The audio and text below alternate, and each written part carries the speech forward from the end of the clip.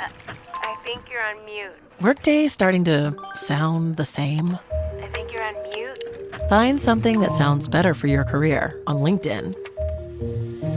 With LinkedIn Job Collections, you can browse curated collections by relevant industries and benefits, like flex PTO or hybrid workplaces, so you can find the right job for you.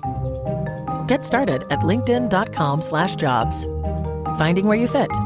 LinkedIn knows how.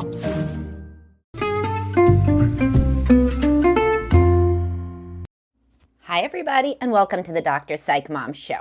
Today, I am going to talk about how nature does not do a bait and switch either. Nobody does a bait and switch.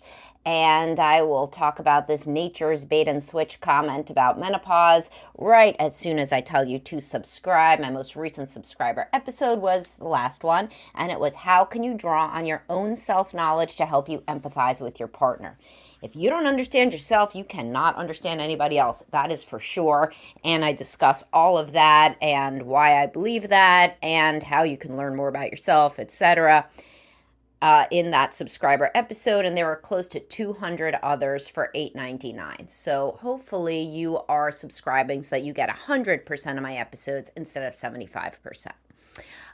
Okay, so somebody on my Facebook, and of course you should follow my Facebook and my Instagram, my YouTube, and whatever else if you like videos, but somebody said that menopause is nature's bait and switch. Now this is hella superior to saying that that the women are consciously bait and switching, which is, something that very these fearful avoidant guys that were very traumatized in their upbringing, and that sucks, and I have a lot of empathy for that, but then they turn that on like all women, and they get very paranoid because they didn't get taken care of, so they don't trust people, right? So then when women's sex drive goes down after the honeymoon stage or in menopause, that paranoia manifests as thinking that there's some conscious bait and switch where like the woman really wanted to trap them with sex, and that only happens in either like soap operas, old-fashioned soap operas, but or with like women with real bad issues like borderline personality. That's only, a very small, like 1 point something percent of the population. So, then again, the borderline personality people find each other, either they find somebody on the narcissistic spectrum or they find somebody else like them. And the cluster B, that's that type of personality disorder, the dramatic personality disorders, they do find each other. So then the guys who are blasting this shit all over social media, it's pretty likely they did encounter those borderline women, but to extrapolate from that to saying that women in general bait and switch is just, wrong, right? And so, anyway, so then this guy says it's nature's bait and switch. Well, no, what nature is trying to get you to do is make a baby. Nobody ever was supposed to be married for like 70 years. People were not living that long. And that is not the point of evolution, is for somebody to remain happily married for 7 decades.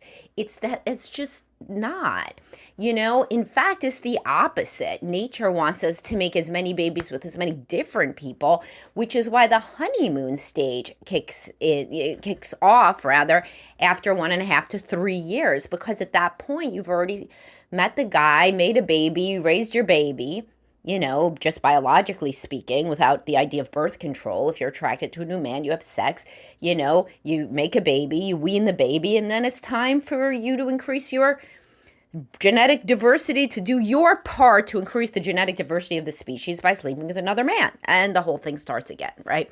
Until menopause. Now, in menopause is actually great because if you are an evolutionary aficionado and you like reading that stuff, you've probably heard of the grandmother hypothesis, which I discuss a lot. And I discuss also this in Benefits of Menopause and Puberty, benefits of perimenopause and menopause, that I have another one that says puberty and menopause are 2 natural stages of life. You could read up if you go to the Spotify app, then in the search bar, you could put in menopause and read everything that I've written. I also have all about perimenopause. So there's lots of them, right? And the point is that at that point, the menopausal female, not just in our species, but we're finding menopause in many other species. I just read in chimps, and it's in, I think, dolphins or something.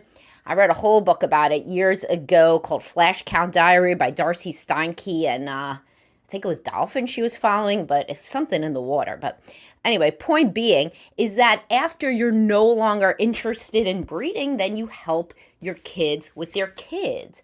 And that's why women, that's the evolutionary reason many believe that women outlive men, because they are so valuable in providing this alloparenting. So an alloparent is somebody who acts like a parent but isn't the parent. So they help out in this way, right? With the children, with their grandchildren, and they increase the survival of these grandchildren, thereby, increasing the likelihood that their own genetic material continues. And they do that by providing resources and care. So the child has more protectors, more people feeding him, more people loving him and protecting him, etc., or her, right? So this is not a bait and switch for anybody except a man who wants to stay having sex for forever. And there's no point evolutionarily for that. So there's nothing about nature here. This is a choice that many people make, and there are many, many things that you could do that make this more palatable, right? So she's not going to have sex at the same frequency after menopause, most likely. Most women do not, because they have no more feeling of desire the way that they did before. Some women go on HRT, but most people, I just was checking these statistics, and something like 2% of men try testosterone, 3% of women go on HRT, and most of all of those people go off it relatively soon, because there are side effects. And of course, you could talk to your doctor about anything. Many women love HRT. What I've not heard is that it makes them 25 again, because that's impossible, right? And time marches on, and eventually nobody has sex anymore because we're all dead, right? So there is a natural diminution of sex drive because you're not fertile anymore, and that's just how that goes. And I've talked about this ad nauseum, but if men want to be actually closer to where their wife's natural aging cycle is, which means that you have to admit that you're going to die, which is difficult for a lot of people, so they try to maintain being young in perpetuity, well, there's some things to do. Like you would stop porn use, right? That's a huge artificial inflator of sex drive, and that does you no help, right? That gives you no help at all. Because then you're watching the women your own age. If you think that you're, a real feminist, you're watching the women your own age because it's, quote, more real. Can't be nothing. If you're trying to get a woman, a representative of the average woman, a woman who's having sex online to be viewed by everybody in her 60s is like, I don't know where in the tail of the normal distribution that woman is, but it's somewhere. So that's not going to be a good counterpoint to your wife who's more average. And you are telling yourself, A, you're artificially inflating your drive all the time, and B, you're telling yourself that your wife is abnormal in her desire not to have sex after menopause or sex as much after menopause, and that's not true. Or you guys could figure out compromises within the context of a loving relationship. There are many women who engage in some manual stimulation or naked cuddling or those kinds of things, and guess what? Like the guy's sex ability goes down too. So nature expected people to age together. Nature wasn't thinking that like testosterone could be, supplemented and there would be online porn and shit, Also, nature didn't expect people to be monogamous. And so many women at this age tell the guy, just do what you want then, If you want to go to a happy ending massage parlor, if you want to get a girlfriend somewhere, if you want to hook up with someone when you travel, you can. And the guys don't want to hear it because they want their free lunch, which I always tell you is not possible.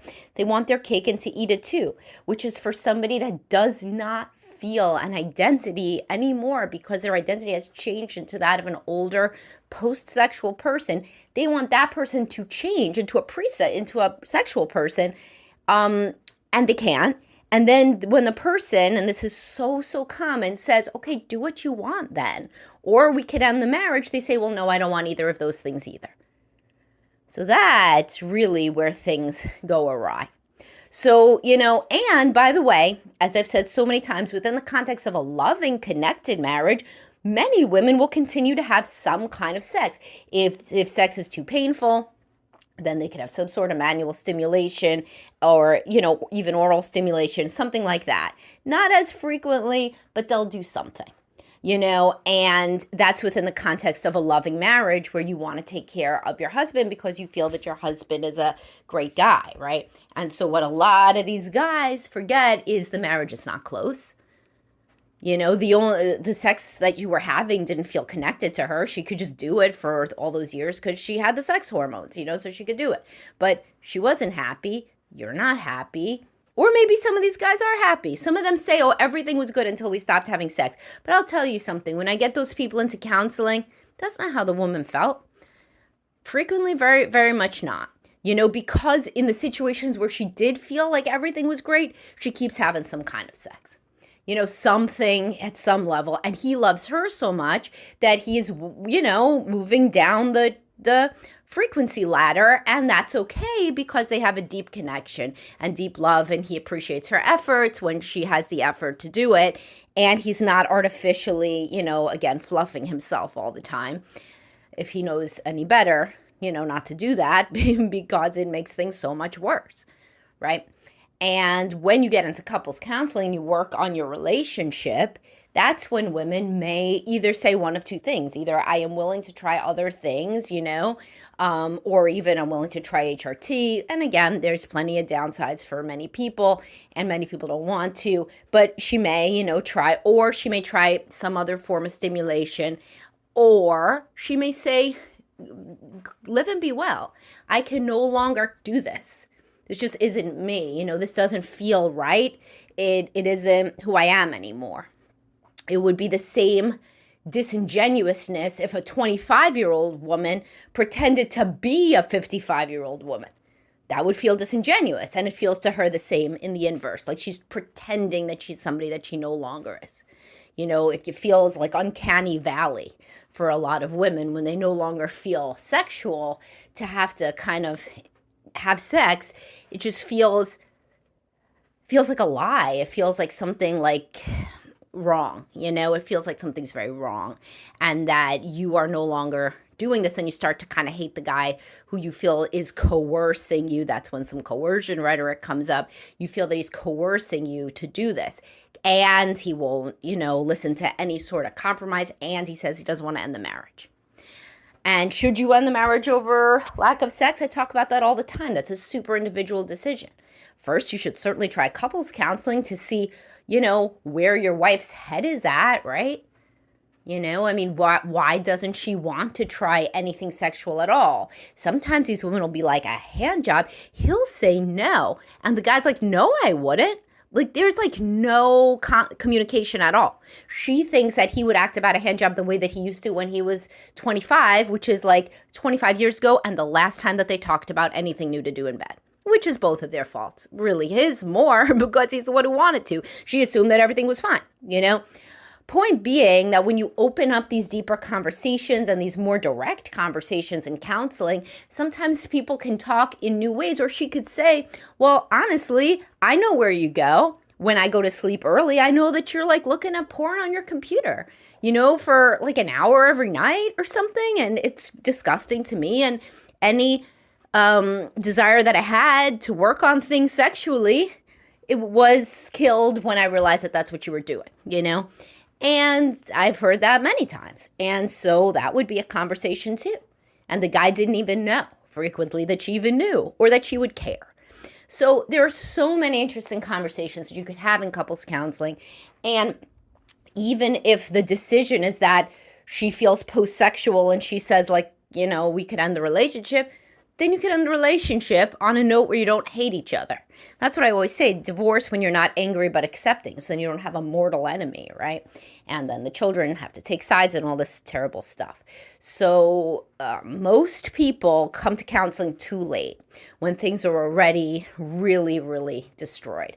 And there's a lot of bitterness and resentment, and many things have been ignored. So if this is your issue, if you're somebody who listened to this podcast episode because you're interested in menopause and you felt, that it was a bad thing for your relationship, or you're worried about it coming up, or your wife's in perimenopause, or that's coming up, that's pretty much it. I looked at my audience and, 36 and up is pretty much who listens, But maybe it's the 2% of people that are in their 20s that should go to couples counseling. But no, if sex is an issue at all, you should be in couples counseling. That's just point blank. Doesn't matter. It's menopause, not menopause, anything. Because shoving things under the rug leads to bitterness, resentment, and increased difficulty with splitting up amicably or with ever getting back on the same track. Whether or not you stay together or you separate, when you have all these elephants in the room and things that you never talked about, and you start to kind of hate each other for things that the other one may not even think, then that's always going to make everything more difficult in the context of any relationship, whether it stays together or it splits up. All right. Thanks for listening, guys, and I'll talk to y'all soon. Have a great day.